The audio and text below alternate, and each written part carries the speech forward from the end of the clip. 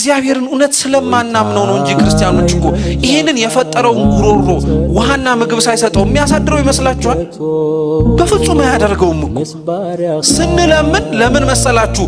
እኛ እንኳን የምንለምነው ልመና አባታችሁ ላይ ብለን ስንጸልይ የምንጸልየው ለኛ የዕለት እንጀራን እንዲሰጠን አይደለም። የዕለት እንጀራችንን ምን አርገን ምን ስጠን እኮ ነው የምንለው። ለኛ ብቻ ሳይሆን ቆሞ መለመን እያለበት ለማይለምነውም ሰው እግዚአብሔር ወይ እባክህ እንደ ቸርነት አብላው አጠጣው እንላለን። ታዲያ እግዚአብሔር የቤተ ክርስቲያንን ጸሎት እየሰማ የንጹሃኑን የአባት የእናቶቻችንን ጸሎት እየሰማ እነሱንም ይጎበኛል ማለት ነው።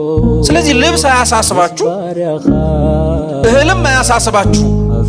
አስቀድማችሁ ሰማያዊቷን የእግዚአብሔርን መንግስት ለመለመን ሞክሩ። እሱን ነው የሚበጃችሁ። እሱን ከለመናችሁ በኋላ ሌላው ይጨመርላችኋል። ጠይቁኝ አደርግላችኋለሁ አለ። የኛን ህይወት ስትመለከቱት ግን ተገላቢጦሽ ነው። የኛ የጸሎት ህይወት ምኑ ይቀድማል መሰላችሁ? ሌላው ይቀድምና ጽድቅና መንግስቱ ሁለተኛው።